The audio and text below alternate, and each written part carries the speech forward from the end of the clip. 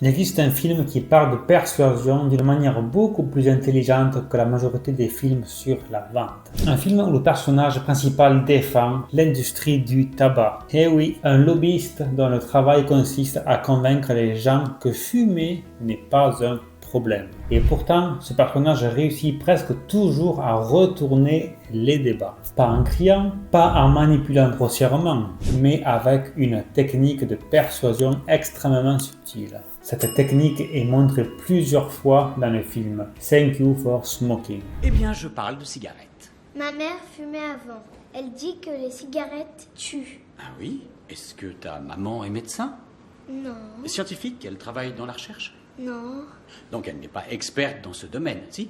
Et ce qui est fascinant, c'est que cette technique n'est pas seulement utilisée dans la politique. Elle est utilisée dans le marketing, dans les médias, dans le business et parfois même dans la vente. Aujourd'hui, on va analyser cette fameuse technique.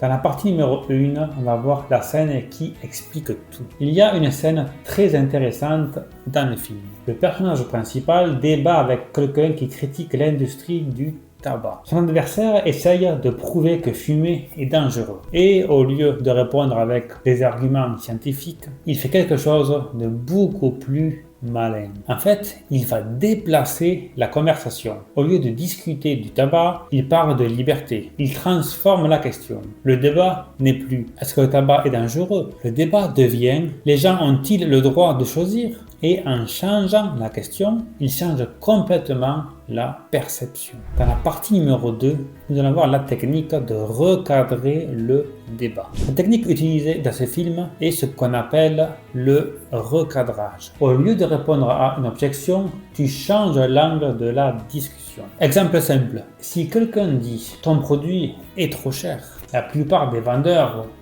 ils vont répondre en justifiant le prix, en expliquant la valeur, en argumentant, etc. Mais un vendeur expérimenté peut recadrer. Il va dire, le vrai problème n'est pas le prix. La vraie question est combien ça te coûte de ne pas résoudre ce problème. Et là, soudainement, la discussion change. On ne parle plus de prix, on parle du coût de l'inaction. Dans la partie numéro 3, nous allons voir pourquoi cette technique est si puissante. Pourquoi ça fonctionne? Parce que dans un débat classique, les gens cherchent toujours à gagner. Mais quand tu recadres, tu changes le terrain. Et quand tu changes le terrain, tu changes les règles. Le cerveau humain adore les histoires simples. Quand quelqu'un change la manière dont on regarde une situation, notre cerveau doit réorganiser sa perception.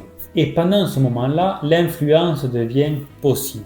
Dans la partie numéro 4, nous allons voir comment cette technique est utilisée partout. Cette technique n'est pas seulement utilisée dans les films, on la retrouve partout. En politique, dans la publicité, dans les négociations, partout. Par exemple, une entreprise peut dire « nos produits sont chers », mais elle peut recadrer ensuite. « Nos produits ne sont pas chers, ils sont durables ».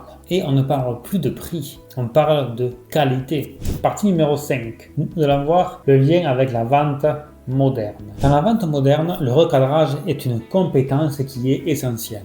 Un vendeur, un closer ne répond pas seulement aux objections, il comprend la structure du problème. Et parfois, la meilleure réponse n'est pas un argument, c'est une nouvelle manière de voir la situation. En fait, c'est exactement ce que montre ce film. La persuasion ne consiste pas à avoir raison, elle consiste à changer la perspective. Personnellement, ça fait plus de 10 ans que je suis dans le monde de la vente. J'ai vendu en physique, mais aussi en digital, en téléphone, en visio. Entre mes ventes personnelles et les équipes que j'ai pu accompagner, on approche aujourd'hui les 60 millions d'euros générés. Et s'il y a une chose que j'ai apprise, c'est que les meilleurs vendeurs ne gagnent pas parce qu'ils parlent mieux. Ils gagnent en fait parce qu'ils comprennent comment les décisions humaines se construisent. Conclusion, le film Thank You for Smoking montre quelque chose d'extrêmement intéressant. La persuasion n'est pas une question de force, c'est une question de perspective.